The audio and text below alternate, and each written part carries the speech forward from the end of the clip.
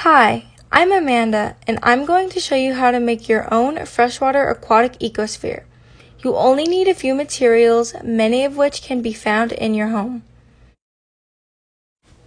Your items needed include a clear glass jar with a lid, a freshwater source such as a pond, lake, or stream, and optional supplies include a small fishing net to grab items from the water and a container in which you will carry all the water and plants you find. There, I began to fill my container halfway with water directly from the lake. I then added some aquatic plants. These are essential to the survival of the ecosphere, so make sure you grab a lot. Next, I added some rocks, shells, sticks, and gravel. I even found some frog eggs and put them in.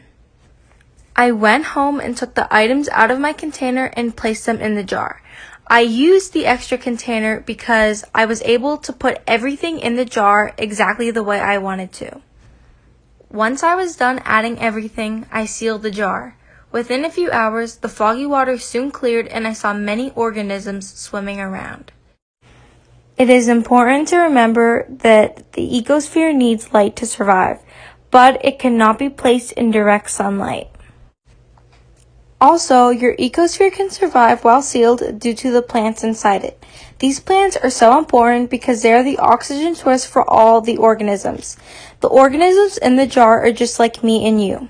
They breathe in oxygen and they breathe out carbon dioxide. The plants provide the oxygen for the organisms to breathe. Over the course of 4 days, I watched my ecosphere to see what was going on in there. Here are my results. Day 1. This is my jar upon closing it. There are already some organisms swimming around, but they are very small. It seems that they are all coming out of the moss I found. The jar is filled with life today. The water completely cleared and I am able to see everything inside. The tadpoles began coming out of their eggs. I also found an organism larger than the others that resembles a very small shrimp, but I am still uncertain of what it is. Day 3. Today I used the app iNaturalist to try and identify some of the creatures I found.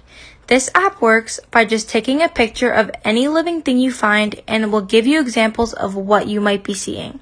The shrimp I thought I saw might actually be a hyalella. Today, all of the tadpoles left their eggs and were missing. I believe they all died in the transition and the sac they stayed in is beginning to decompose. Day 4. It is obvious today that the organisms are growing. There are also some bugs walking on top of the water as well as a semi-clear film. The plants do not seem to be dying and some of them are actually growing. It has now been a week since I started this experiment and the plants inside are thriving. There are not as many organisms as there was in the beginning of the experiment, but that is to be expected because the jar is very small and there are limited food sources. I really enjoyed making the ecosphere because I came up close and personal with many organisms that I have never seen before. I hope you found this experiment as interesting as I did. Thanks for watching. This video has been brought to you by Science.